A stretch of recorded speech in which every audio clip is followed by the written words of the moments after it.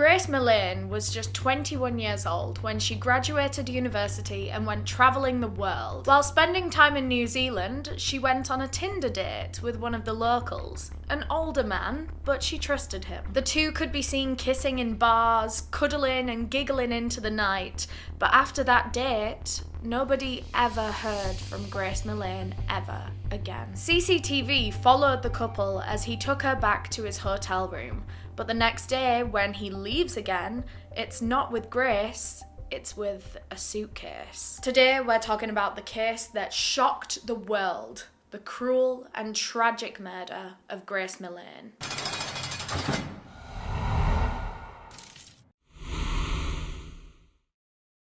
Before we get into the episode, a quick shout out to our sponsor, Skillshare. It's now April, which, first of all, oh my god. Second of all, that means it's been 6 years since I posted my first ever YouTube video.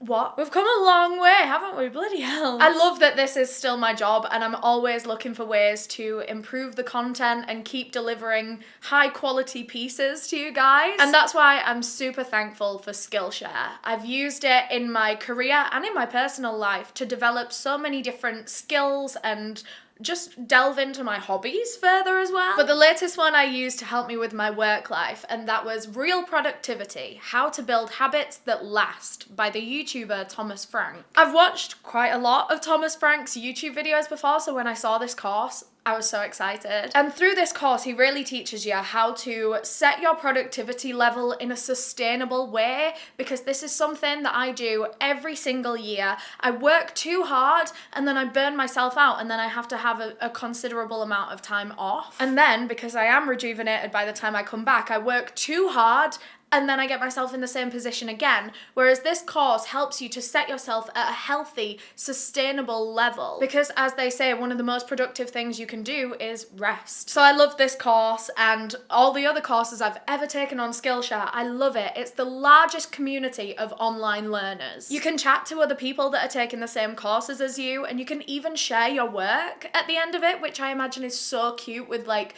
the creative classes like painting or knitting. The closest I've gotten to a creative course is interior design. When I first moved to this apartment, I did an interior design course on Skillshare, so I guess I could take pictures of my house and put it on there. Probably won't though. They have thousands of classes from experts in so many different industries, from cooking to 3D printing to journaling. So if you're not so interested in productivity, there is definitely something on there that you will be interested in. And Skillshare are very kindly giving the first 500 of you guys to click the link down below in the description a 1-month free trial of Skillshare, which is an insane deal. You could get so many classes done in that time. I recommend it. I recommend it to everyone that I know personally, and now I recommend it to you. So thanks again, Skillshare. Quickly, before we get into the case, I just want to give my usual disclaimer that I mean absolutely no disrespect to anyone that we talk about in this episode. Everything that I'm about to say is publicly available information that myself and my team have found online and compiled into this piece. And we are about to cover a lot of sensitive topics, including discussions of rape, sexual assault and domestic violence.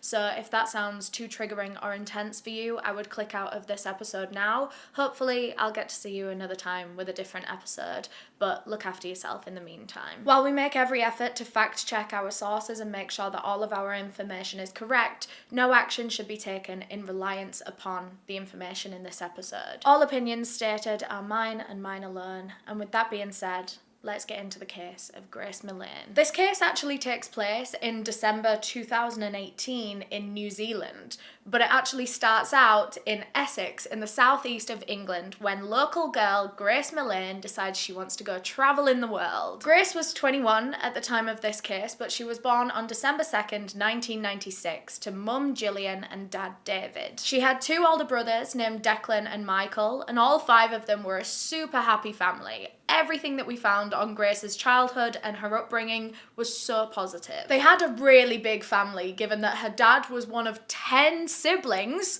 That's a hell of a lot of cousins. Her dad was a successful builder who had his own business, so Grace's family were pretty well off.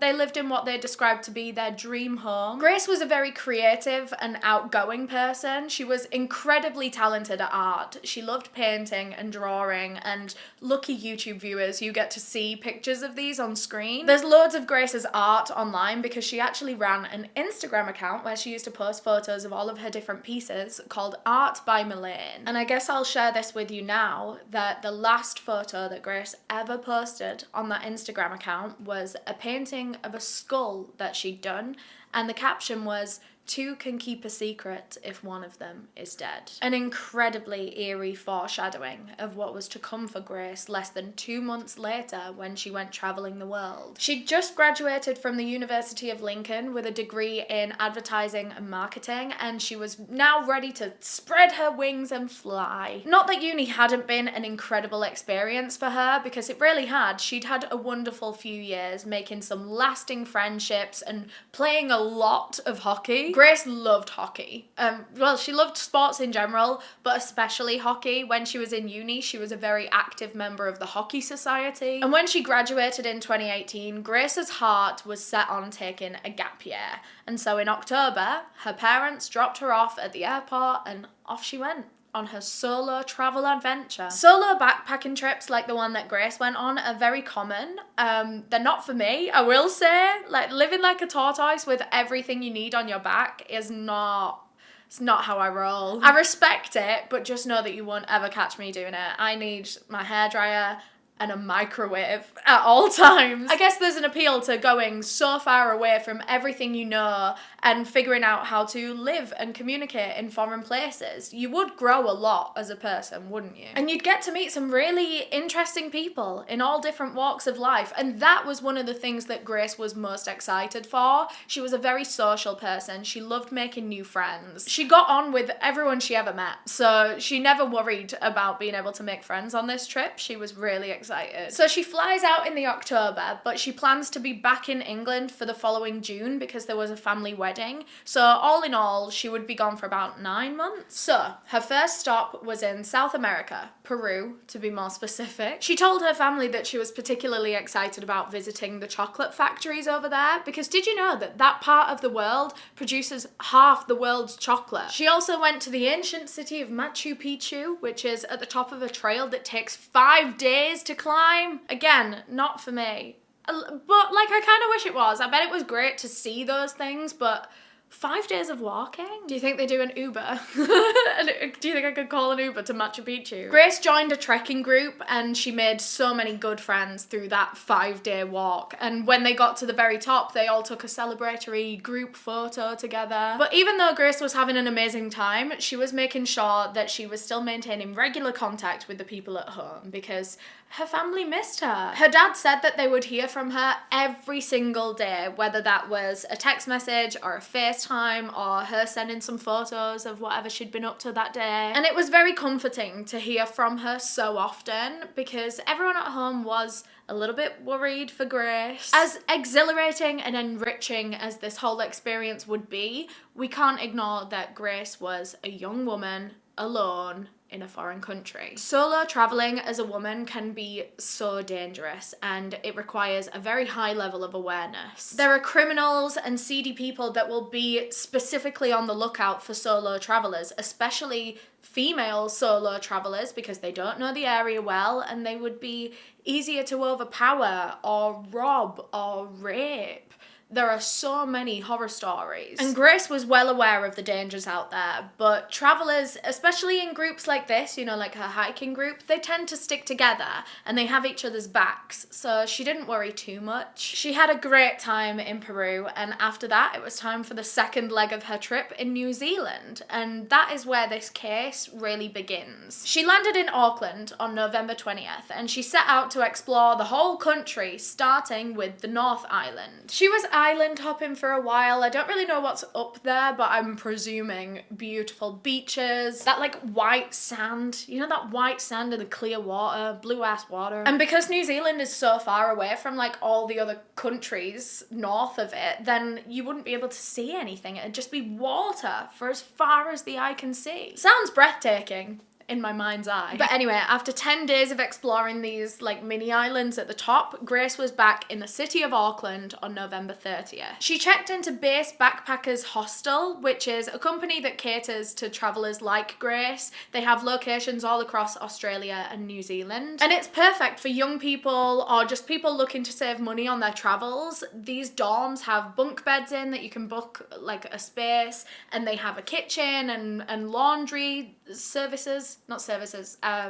facilities. Essentially, this was a proper base that Grace could kind of temporarily live out of while she was in the city, and she could kind of refresh and recharge and get all her washing done and have a proper meal before she went out like exploring on foot again. She planned to spend like quite a few days in the city. I'm not sure how long before she like went back out onto the islands and went back proper backpacking. At least here she could leave her bag at home and she could kind of get dressed up and go out and enjoy city life, because city traveling and exploring is so much different to like island hopping. In a city, there's almost too much to choose from, and you don't know what's good, you don't know how to best make use of your time there. So Grace decided that she wanted to meet and befriend some locals to help her make the most of that experience. And if she was gonna go out and meet someone, why not make it a little bit of a holiday romance? Hey, a girl has needs after all, and she'd been travelling for a while at this point. Plus, it was getting closer to her 22nd birthday, December 2nd, and who would want to celebrate their birthday alone?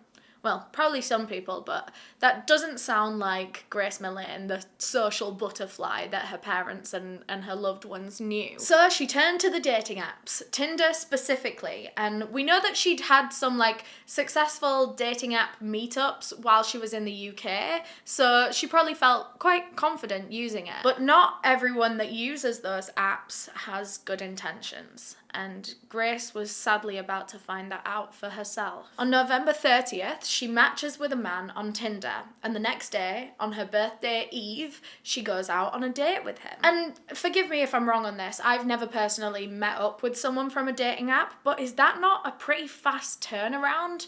Like, to match the night before and then message the next morning, because they didn't actually talk on that night that they matched. They started talking the next morning and planned to meet up that same night. I'm sure it does happen, but that just feels quite fast to me. I guess Grace is only in the country, and specifically in the city, for a limited amount of time, so no time like the present. So, Grace's date is on December 1st, and the very next day was her 22nd birthday, and of course, all of those messages start flooding in. But Grace doesn't respond to anyone on her birthday. And remember, this is the girl that would update her family every single day on what she was doing. Like, there was no reason that those updates would have suddenly stopped, especially on such an important occasion. On her birthday of all days, you would expect photos of her, like, I don't know, getting up to something fun. Her family probably tried to call her or FaceTime her, but of course, time differences, that was such a huge aspect of this case. New Zealand is like 14 hours ahead or something crazy. It is completely the polar opposite to us. So when she didn't pick up her family's calls or respond to their messages, they probably didn't worry right away, given the time zone and the fact that, after all, it was her birthday.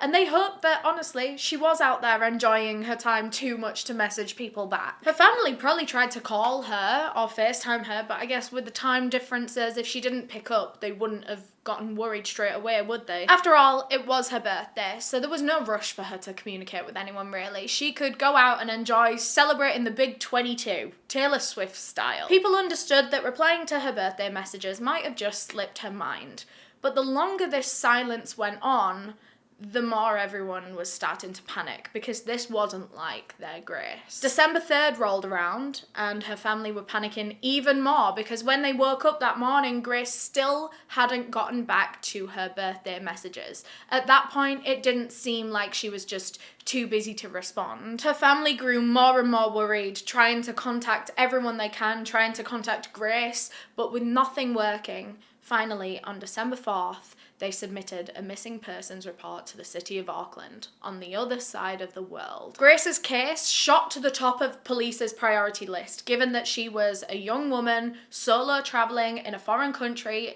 and she was missing. She probably, definitely, needed help right now. Whether that was because she'd gotten lost, not knowing the area. Backpackers do tend to go lost sometimes, and sometimes they can be missing for a good few days. Like, they didn't know if she was out there needing water or food, she could have been injured, or maybe, and this is what they feared, something awful might have happened to her. Grace's picture and her disappearance were on the front page of every newspaper, news website, on every news channel. Her story was all over social media. I'm sure a lot of you remember it. I remember I'd only been doing this job for about a year, and I was getting a lot of requests to cover that case as it was kind of developing, and I knew that it was going to be a big one, so I just kind of held off until everything was final.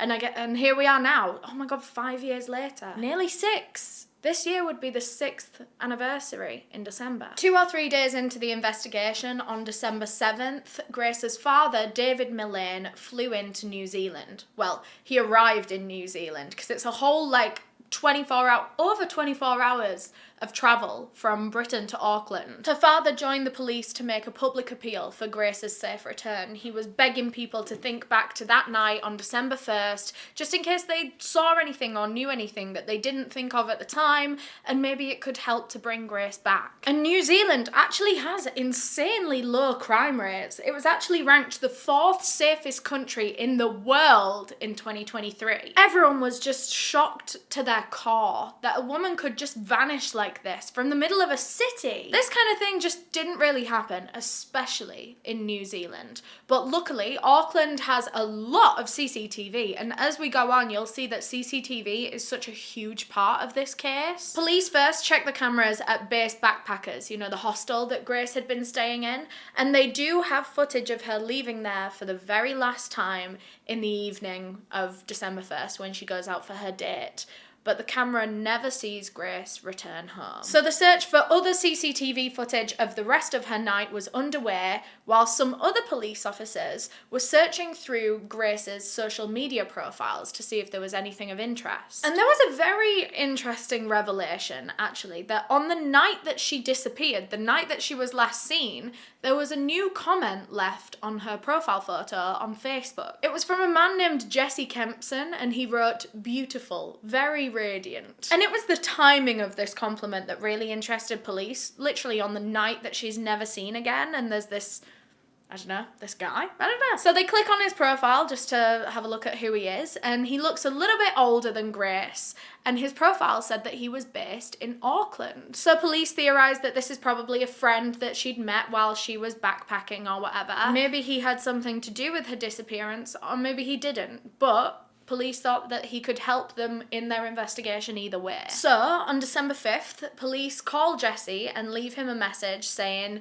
"We're looking into the disappearance of Grace Millane. Please, could you contact us? We think you could help." The next day, he calls the officers back and he says that he does know who Grace Millane is because the two of them went on a date on December 1st, but actually he says that was all he could tell police on the phone right now because he was at work. So they asked him if he could come round to the police station later, and he said, of course. And later that day, of course, he turned up, and he was very cooperative. He seemed very genuine and willing to help the investigation, so right off the bat, police weren't too suspicious of this man. He sat there and patiently answered every single question that police had for him, starting from the very beginning when he and Grace first matched on Tinder. If you've never used Tinder before, I'll give you a little quick lesson. You can only speak to people if you both like each other. You both have to let the app know that you're interested in the other one through looking at their profile that'll probably have like 4 or 5 photos and usually a bit of a bio about the person. So you can't receive messages from just any old Tom, Dick and Harry. Like, you have to allow them to send you messages. So Grace and Jessie had both liked each other and been connected. It was Jessie that made the first move and messaged Grace the following morning on December 1st saying, "Hey Grace, how are you? Much planned for your weekend?" Grace responds, "Hey, I'm good thanks, and it's actually my birthday tomorrow, but I have no plans." Jessie says, "Oh, happy birthday for tomorrow. Much planned this evening then?" Grace said, "Haha, thank you, I haven't." And in my opinion, he's coming off a little bit strong in these first messages. He is clearly pushing to meet up with every message, even the first one that he sends, and Grace doesn't seem to be giving him much back. She's quite basic in her replies, like, "Haha, thanks." Like, I don't know, it's quite bold of him to be so forward. He ends up asking her again, I think a bit more explicitly this time, if she wanted to meet up with him that night, and she said she might be interested. And then Jessie says that if she does, he would buy the drinks, saying, "It's my shout," as a celebration for her birthday. That basically means that the drinks are on him. He offers to meet her at Sky City, which is this big entertainment complex and casino in the middle of Auckland. It had restaurants, bars, all sorts to choose from. According to Jessie, the two of them met at Sky City and went to Andy's Burger Bar, a restaurant where they had a good few drinks. Jessie said that he chose this location on purpose because he was a little bit worried about being catfished. You know, people aren't always what they say online. And so he said he wanted it to be in a public place where there were a lot of people around and it would be safe. He said that, of course, when Grace turned up, she was as she'd presented herself online, and the two of them had a great night. They had a burger, they had a load of cocktails at that bar, and he said that they left rather tipsy at around 9:40 p.m. He says definitively that despite having a good date, Grace didn't invite him back to her place and he didn't invite her back to his place. There was absolutely no discussion of them spending that night together. This was just a date. He said that evening ended with a kiss on the cheek, a hug, and a nice to meet you. But Jessie said that he was very interested in Grace. He was very attracted to her and they had some great conversation, and so he actually told her to let him know if she was free the next day and if she wanted to meet up the next day. She apparently said okay, and the two of them then parted ways. After that point, Jessie says that he stayed out in Auckland. He wanted to keep drinking, so he walked a few streets away to a sports bar and he had a few on his own. He claimed he never actually saw or heard from Grace again. After having a few more drinks at the sports bar, he walked back to the hotel he'd been living at, put a pin in that, we'll talk about that later, and he continued to drink at the hotel bar on his own. Jessie says that he did try to contact Grace the following morning after their date. He wanted to meet her again, obviously, as he'd said the night before, but when he went onto the Tinder app, Grace had unmatched him. And he was shocked and a little bit offended. He thought they'd had a really good night the night before. He was confused why she'd taken such a drastic measure to stay away from him. Importantly, he told the police that he woke up that morning after the date with Grace at around 9 or 10 a.m. and he was still like a bit drunk and very hungover at the same time. You know, those kind of mornings. Ew. He said that he was so drunk the night before that he doesn't remember leaving the sports bar and arriving back at the hotel room. He literally, his memory goes from leaving Grace, going for a couple more drinks, and then the next thing he knows, he wakes up the next morning at like 9:10. But despite his memory blackout due to alcohol, Jessie felt very confident in every answer that he gave the police, and at this point, with no evidence to contradict him, there wasn't much reason for police to doubt Jessie's story. But then, the interrogation gets a little weird. The police ask Jessie if he will voluntarily give his DNA over for the investigation, and Jessie says that he's happy to provide that because he knows that he hasn't done anything wrong. But then, when a police officer gets up and leaves the room, he gets up, knocks on the door that the police officer's just left through. The police officer comes to him and he's like, yes. And Jessie says, "Am I being arrested for something I didn't do?" And the cop is like, "No. This is a missing persons investigation. You're not being arrested. We're just trying to find this missing 21-year-old girl." And then Jessie sort of like half breaks down into tears and he says, "Holy shit." And I don't know what this is. I don't know if this was him pretending, like trying to put on a front that he was worried for Grace, or I don't know if he was just worried for himself. and he was like realizing the gravity of this situation. Like, holy shit, this girl I went on a date with is now missing and I'm being questioned by the police. They must think I had something to do with this. But this was only the tip of the iceberg when it came to Jesse Kempson's strange behaviour. Police actually later found out that he was unemployed at the time of this case, despite him telling them that he was a lawyer. There was a different police officer that he told that he was the manager of Woolworths, which in itself is so stupid that he told two different police officers that he had two different jobs.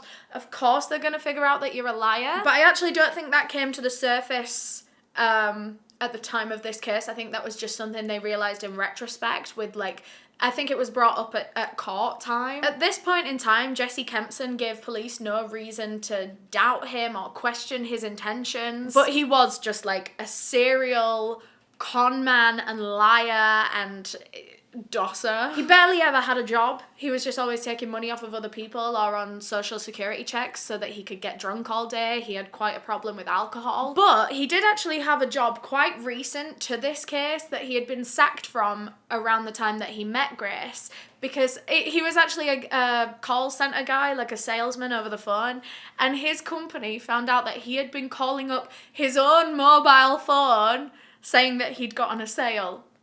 So he got fired. The reason that he was actually living in a hotel room at the time of this case, remember we put a pin in that? Time to take the pin out. He was living in a hotel despite being, I don't know if he was an Auckland native, but he wasn't new to the area. He had been living there for a while. So it was quite interesting that he was living out of a hotel, but it makes more sense when you realise that he is unemployed. He was on social security checks, and it can be kind of hard to rent in that situation. Landlords can be dicks. I mean, the rental economy and evil landlords is a whole other topic for another day. And we don't know if that's specifically why Jesse Kempson struggled, but we can imagine that a lot of landlords wouldn't want to accept him into the property. And so maybe it's just easier for him to spend his social security checks on paying a hotel rather than going through that whole rental process and having to try to impress landlords. Basically, the point is that Jesse Kempson is a dirty liar, but at this point in time, police have no idea. They would also later find out that Jesse Kempson was a borderline dating app addict, and a lot of the women that he had met up with in his early 20s often didn't have nice things to say about him. He would lie to impress people a lot. Like, he would say that he had great jobs that he didn't have, as we've seen here. He would tell people that his brother was famous, like a famous rugby player. He wasn't. But there were some even weirder lies that he made up. Like, he would tell girls that he had gang connections, which, I don't know what, like, I personally wouldn't find that attractive. I'd find that quite scary. I probably wouldn't see that person again. And there was an even weirder lie. He told another girl that he had cancer, when of course he didn't. Many of the girls that met up with Jesse through dating apps would end up ghosting him after his strange behaviour and his lies became apparent. But Grace wasn't aware of his past. Of course, Tinder doesn't have like a ratings function or anything like that. Profiles are just basic information and photos. All she saw was a guy that she found attractive enough to swipe right on. But very quickly, police were catching on to Jesse's insincerity, and they were about to get some cold, hard proof of his lies. The police officer leaves the room again, and when he returns, he has a photo in his hand. Some CCTV evidence, and this is where things get very interesting. The picture is of Jesse in the elevator of his building on the morning after the date on December 2nd at 8:14 a.m. Now, some of you with good memories will realise that police have already caught him in a lie there, because remember, Jesse said that he woke up around 9-10 a.m. in a hungover, drunken stupor. But now they have proof that he was up and out of the house by 8 a.m. He walks into the lift, and for a split second, he looks directly at the camera, and it's really eerie. Jesse left his apartment all alone. So he had entered his apartment with Grace Millane, with his date the night before, and this morning he is seen leaving alone. He goes out for about 10 minutes, and when he arrives back in the elevator to go back upstairs, he is now carrying a suitcase. Now, I have covered enough true crime cases in my time to know that a suspect walking around with a suitcase is never a good sign. So police show Jesse this picture of him in the elevator and they say, what do you have to say about this? Disproves your story. And Jesse is baffled. He insists to the police, no, I did wake up at 10 a.m. So they're like, well, explain this photo then. Officers ask about the suitcase that he was carrying and they said, was it his? And he said, yes, it was. And it was actually still in his hotel room if police wanted to see it. He was actually quite forward with offering up this suitcase. He was like, honestly, I can bring it into the police station, you can test it or whatever. He was always trying to appear helpful and cooperative. He said he'd gone out and bought the suitcase that morning because he was planning to move out of the hotel room and move into like a proper apartment, so he was, starting to pack up his stuff. Of course, this meant that he had to finally admit that he wasn't in bed until like 9-10 o'clock. He had to admit to the police that he must have been up earlier than he thought. So the officer's like, right, so you bought a suitcase that morning around 8 a.m. Why didn't you just tell us that? And Jesse, still very calmly, he's like, oh yeah, now that you've shown me, I do remember going out and getting that suitcase now, yeah. Like, come on, his story is all over the place. How do you go from thinking that you were still in bed at 10 a.m. to remembering that you were actually out of the house by 8 and you'd bought a suitcase as well? That's two completely different mornings. The police were so incredibly suspicious of Jesse Kempson at this point in time. All of his lies, all that contradicting evidence, it all made police think that he must have had a hand in Grace's disappearance. A few years later, in a documentary about this case, the police said that even at the time, we knew he was a liar at this point. He was very comfortable and plausible with his lies. Police had to be very tactical about how they went about this case because Jesse was a sneaky one. They didn't want to let on to him that they were too suspicious of him because they didn't want to risk that he shut down or started lying even more and then the lies got so out of control that they were hard to pick apart. So right now, police know that this man is no good, but they don't really know how to go about it. And let's just zoom out for a second because this investigation had been going incredibly fast. Grace was reported missing on December 5th. Jesse came into the police station on December 6th for his first interview, and that was where police already started unravelling his lies. They're already suspicious of him on the second day of the investigation. The third day, they get a search warrant to search his hotel room. And you know what? I do just want to say, this is one of the very rare cases of great police work. The police that worked on Grace Millene's disappearance and for the rest of the case from here on were brilliant. And you can tell by how quickly they got this shit done. But now it's time to talk about the search of Jesse Kempson's hotel room. And what they found was horrifying. When they first walked in, there was nothing really amiss. There were no obvious signs of something awful happening there. There were no like big blood patch on the bed or clumps of her hair on the floor. There was nothing immediately suspicious. And so they decided to bring in like chemical testing techniques like luminol, and you're probably familiar with luminol if you've ever watched CSI. It's that liquid that they spray onto different objects or onto carpets or walls, and when a UV light is shone on it, it will show up where blood has previously been, even if it's been cleaned up. Luminol is a great invention. And when they sprayed luminol in this room, they found footprints all across the carpet. Someone had stepped in blood and walked it all over that hotel room. There were actually some small splatters of blood found on the fridge as well, on the hotel fridge, which was a bit random, but all in all, analysis of this blood confirmed that it was female DNA in this man's hotel room. So we can guess that it wasn't his blood.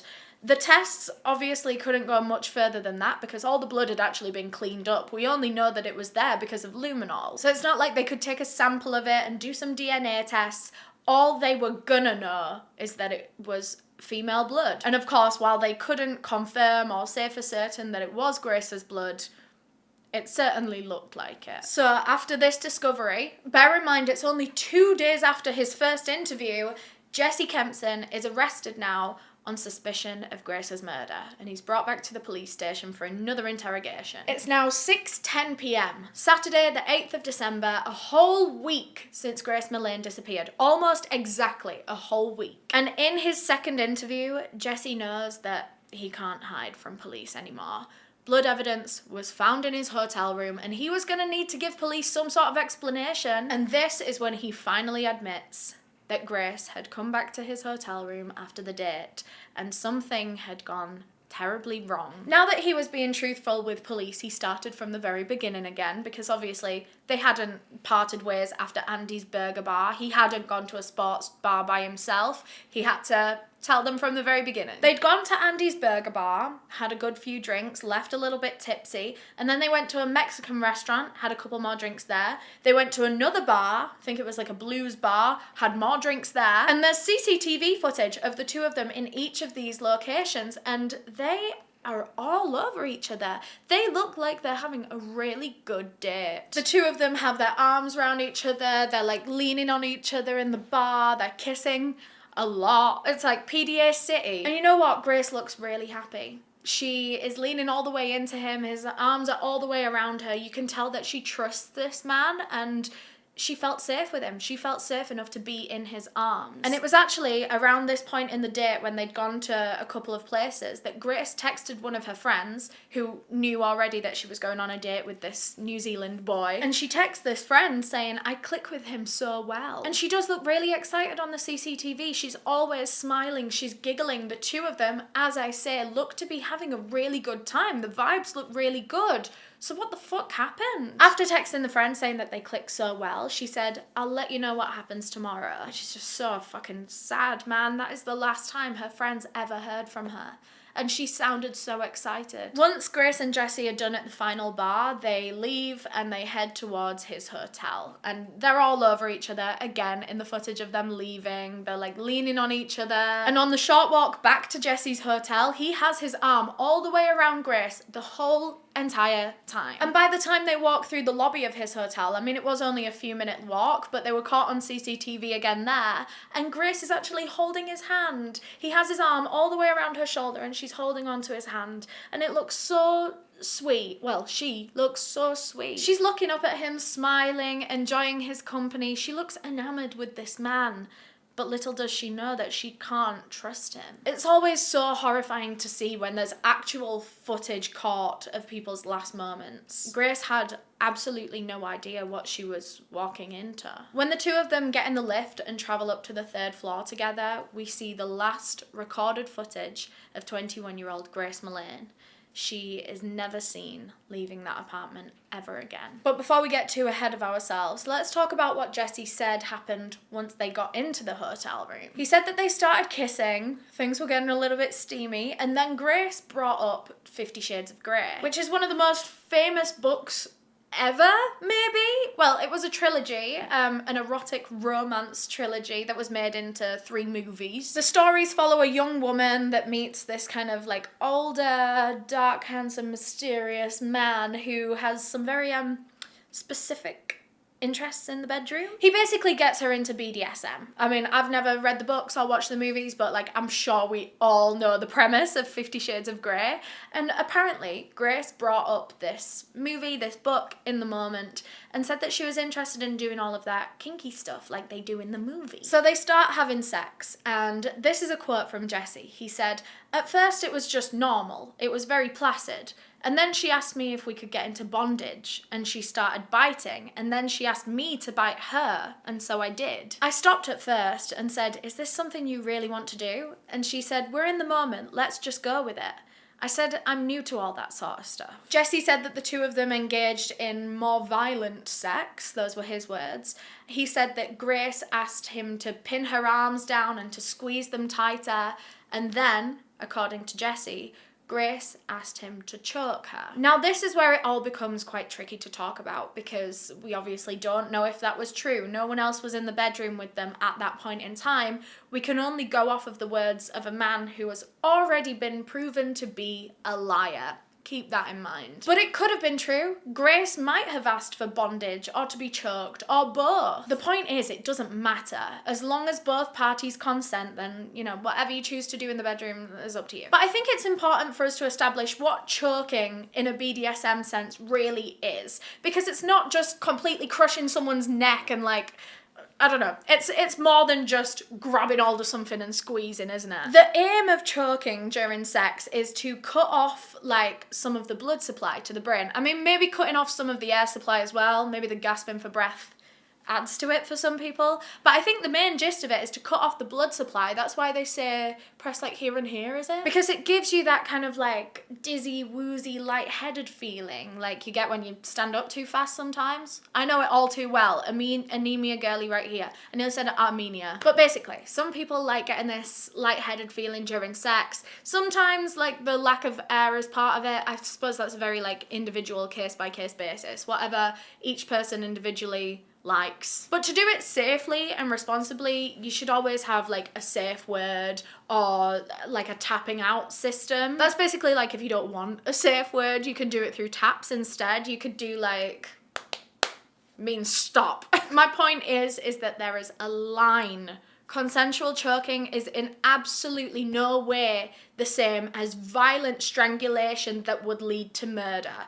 Those two things are not even remotely similar, because it actually takes between 5 and 10 minutes of constant strangulation to actually kill someone. And who's doing that during sex accidentally? You know, without meaning to do that, there's no way you can do it by accident. If someone has died as a result of rough sex, then there's a very high chance that their partner meant to do it. Jesse tells the police that they finished having sex quite normally, and then he got out of bed and went into the shower, where he proceeded to fall asleep standing up. That is ridiculous to me. I mean, he says that he was still very drunk at this point in time, but I've never fallen asleep standing up before. He claims that he woke up, obviously still in the shower, when it was still dark, and so he just dried himself off and crawled back into bed in the main hotel room. He didn't turn on any lights, he didn't check on Grace, he didn't speak to her or anything, just crawled into bed. He said that he initially thought she'd left, actually, because when he got into bed, he didn't feel her. But when he woke up the next day, he realised that she hadn't left. She had been laying on the ground all night, and there was blood coming out of her nose. He said that he yelled to her, thinking that she was just asleep on the floor with blood coming out of her nose. And of course, she didn't wake up. So he went over and he starts shaking her, as you would with someone that's asleep. Again, there is blood coming out of her nose, and surely her body would be cold or stiff at this point in time. But he insists that he thought she was just asleep, and it was only at this point, when no amount of shaking or yelling could wake her up, that he realised that something was majorly wrong. Jesse tells the police that he was in complete shock. He was terrified. He said he put 111 into his phone and was about to dial it, but he didn't, because he realised how bad it would look when they got there and saw that there was this unresponsive, maybe dead girl in his hotel room. So he just didn't call for help. She could have still been alive. I mean, he must have known that she wasn't. If you're panicking because you're in a situation like that, thinking, oh my God, it's gonna look so bad, I look like I've killed this girl. If you think there's a chance that she can survive, why would you not call the ambulance? So then you wouldn't be in that situation where there's a dead girl in your hotel room. You know what I mean? He must have known that she was already dead. And as he's telling all of this to police, all of the emotions that he was feeling at the time, supposedly, start coming back to him, and he gets very overwhelmed and quite choked up. He actually has to pause the interview there to go outside and have a bit of a breather, which I thought was interesting. I thought I might as well include. Bear in mind, that's kind of the only time he's really shown any emotion or stress or panic throughout this whole case. In the first few interviews, he was cool, calm, collected, cool as a cucumber. But now he wasn't so good at keeping all those emotions in. It was a lot for him. Jesse told the police that once he realised Grace was dead, he didn't know what to do. He could hardly believe that this was reality, that he had killed someone by accident, quote unquote by accident. Because that's what he's having us all believe, isn't it? That's what he wants the police to think, that this was just rough sex gone wrong, and she essentially asked for it. He said that he didn't know what to do now that he had this dead body in his hotel room. One thing's for sure, he didn't call an ambulance. Instead, he decides to just leave his apartment around 8 a.m. He's completely on his own, nothing with him. He does look weirdly calm though. For someone who supposedly just discovered a dead body at the foot of his bed, he looks absolutely fine. So he leaves his house and he goes straight to this place called the Warehouse and buys a suitcase, and then comes straight back to his apartment building, and we get even more CCTV footage of him returning up with said suitcase. Now, he didn't admit to this part in the interrogation, but this is something that we've found out a bit later on, was that the suitcase wasn't the only thing he purchased that morning. He also started shopping for the cleanup job too. While Grace lay dead in his hotel room, Jesse was buying spray bottles and cleaning products and bleach from a local supermarket to get rid of all of the evidence that Grace was ever even there. He eventually returns to his hotel room about 3 hours after he left, and he'd actually driven back in a rental car. He'd gone out, rented a car for the day, and then brought it back home. And he confessed to police that this is when he went back to his hotel room and began contorting and stuffing Grace Millane's dead body into that suitcase that he'd just bought. He insisted to police that this was a horrible thing to go through, almost traumatic for him. He said that he vomited a couple of times because it was just so grotesque. He claims that the whole time he was squishing her body into different positions and pushing it in this bag, he said that the whole time he was saying, "I'm sorry, I'm so sorry." I would like you to keep in mind, as we're saying all of this, that this is a proven liar. Time and time again, Jesse Kempson has been proven to be a liar. So if you start to feel any sympathy towards him at all, you can get rid of it. You can get rid of it right now. Later that same day, it was now like the evening time, Jesse made another trip out to the local supermarket where he hired a carpet cleaning machine. He took it back to his hotel room and he stayed there for the rest of the night. The next time he is seen leaving his apartment is around 6 a.m. the next morning. Only this time, he was wheeling 2 large suitcases out with him. And of course, one of these suitcases held the body, the corpse, of 21-year-old Grace Millane. We're not entirely sure what was in the other suitcase. We've tried to have a look. My guess is that it was probably a bunch of cleaning products because, as far as I'm aware, none of that was ever found. You know, like towels and stuff like that he must have used with the carpet cleaner. Maybe some of it was like Grace's belongings as well. I'm not entirely sure that her handbag was ever found. Her phone was never found. So we know that he definitely disposed of that. But anyway, he takes these 2 suitcases down to his car, loads them in, and then about 10 minutes later, he's caught on CCTV at a different shop.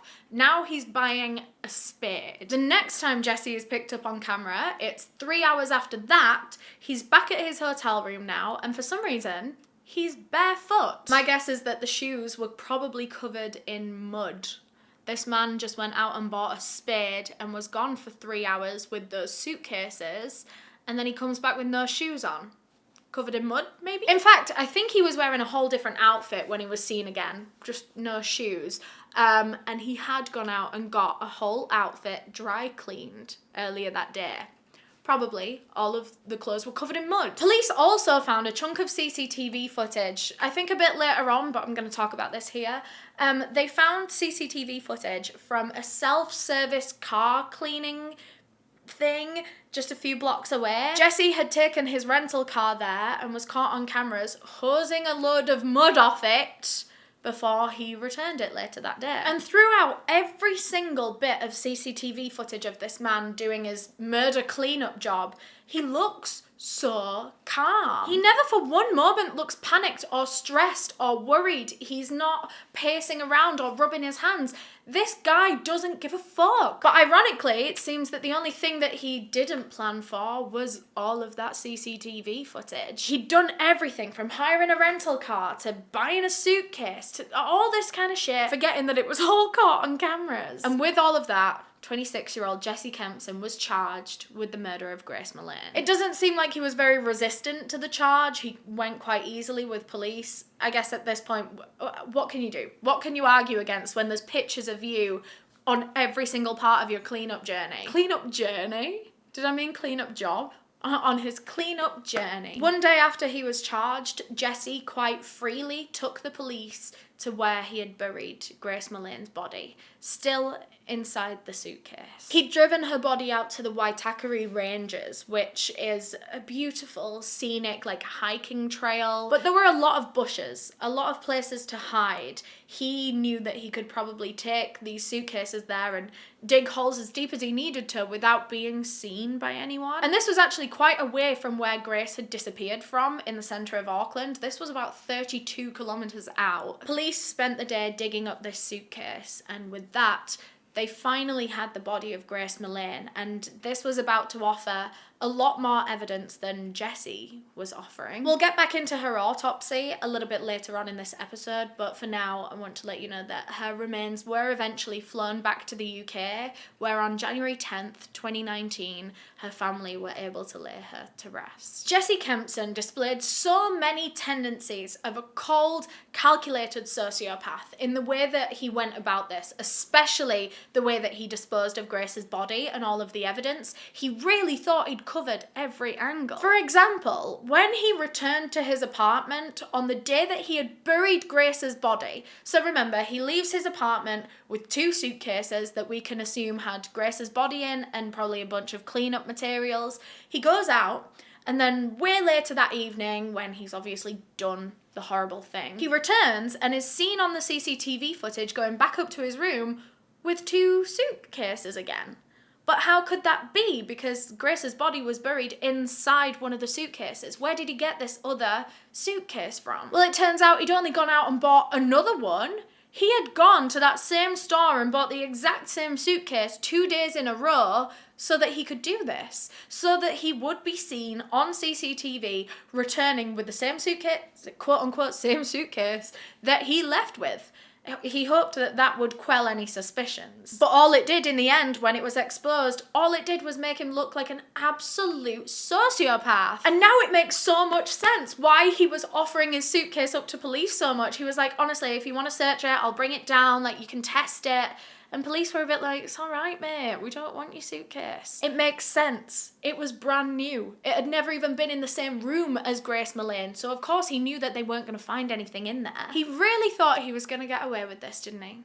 But he didn't, and off he went for his trial, his murder trial. The trial was actually kicked off with Jesse Kempson pleading not guilty to the charge of murder. He still insisted that it was just a tragic accident, just rough sex gone wrong. Grace's autopsy was read out for the jury, and there were 9 fresh bruises on her body from the night of the murder. 12 in total, but I think 3 of them were just, I don't know, traveling bruises. I get them all the time. But 9 bruises that happened at the same time as her death, and most of them were on her arms, her shoulders, and of course, her neck. These bruises were consistent with, being pinned down and held down, but Grace's official cause of death was from prolonged pressure to the neck, something that we've already said takes between 5 and 10 minutes. So yes, while some of the bruises on her arms could have been consistent with consensual rough sex, being strangled to death certainly fucking isn't. All of the physical evidence was going against Jesse. The autopsy itself said that he must have sat there applying serious pressure to Grace's throat for at least 5 minutes. It wasn't a spur-of-the-moment accident. Jesse's trial sparked a huge conversation about the way that society treats victims, particularly female victims in cases like this one. Jesse was claiming the rough sex defense, which is very much rooted in sexism. It basically means that men are able to manipulate situations, use a woman's sexual preferences against her to get away with the most heinous, often premeditated and perverted crimes possible. Jesse was trying to tell the court that Grace asked for it, that the rough sex was her idea, and so he should be allowed to get off scot-free for murdering her because she'd, asked for it? Even if she did say, choke me in a sexual situation, for you to think it means 5 minutes consistently pressed to the neck, you're either a fucking idiot or a conscious murderer. Pick which one you want to be known as, because right now I'm thinking both. And I just want to cast your minds back to his first ever police interview. Do you remember when he was talking about Grace potentially being a catfish and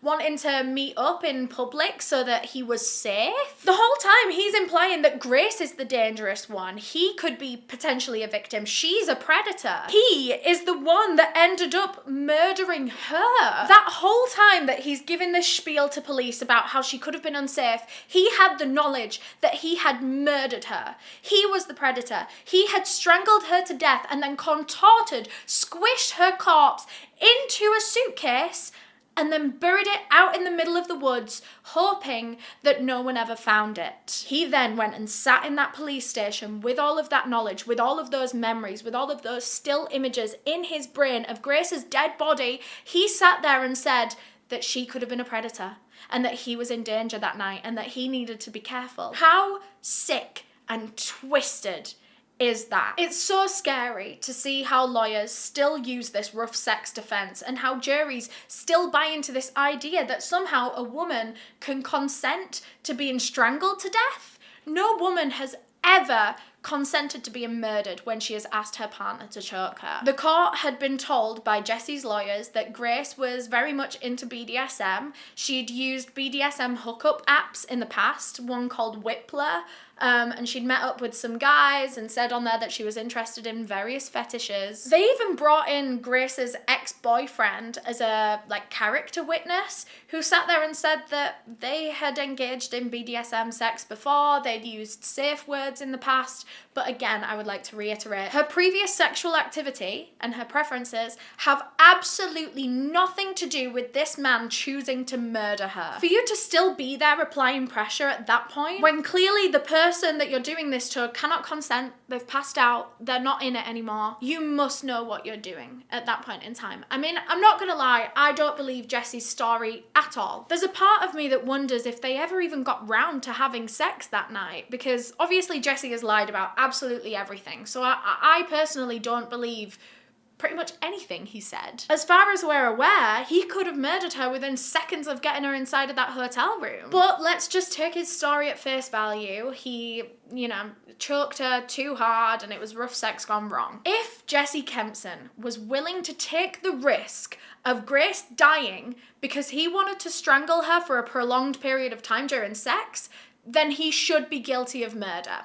He did that willingly, knowing what the outcome was probably going to be. Now, there are two bits of information that I actually haven't told you about yet, and these came to light during the trial, and these just further show how much of a vile person Jesse Kempson is. Do you remember when he said they finished having sex and he went and got in the shower and he fell asleep standing up? Of course, that was bullshit. Shock and horror, he lied again. Turns out he wasn't asleep, he wasn't in the shower, he was looking up porn.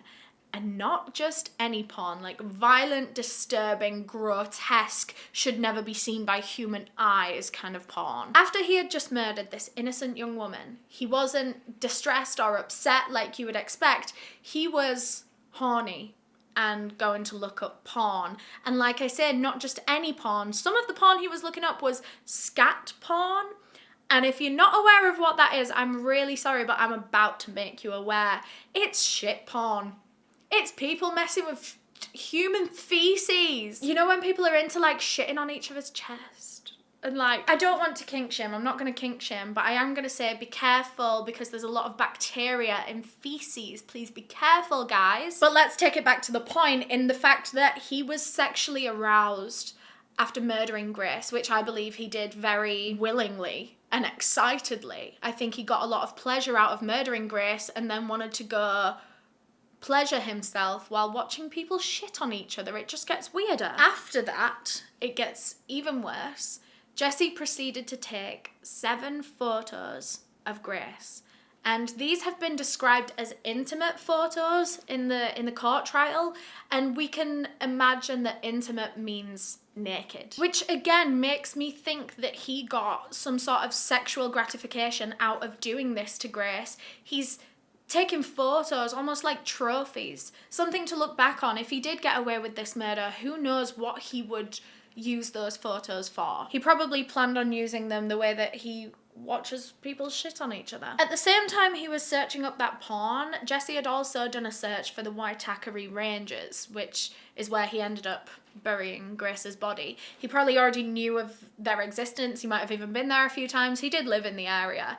And so he was probably searching it up to get an address, get some directions, get some ideas on which part of the Waitakere Ranges he could bury her body in. The other thing that I haven't mentioned is that while Grace Millane's dead body lay on his hotel room floor, Jesse Kempson went on his phone and organised another Tinder date for that night. It's honestly another level of fucked up. On December the 2nd, his murder victim's birthday, he goes out and meets another girl in a bar. Surely he wasn't planning to take this woman back to his hotel room too, was he? Grace's body is laying there cold and dead. And this date said that she didn't have a very good time with him, honestly. He was quite weird, creepy. One of the things that he mentioned to this date that didn't seem weird at the time, but obviously is very weird in retrospect, he was telling her that he'd spent the whole day looking for a large duffel bag with wheels to carry his sports gear in. Not sure why he would bring that up. You know what? One thing about Jesse Kempson is that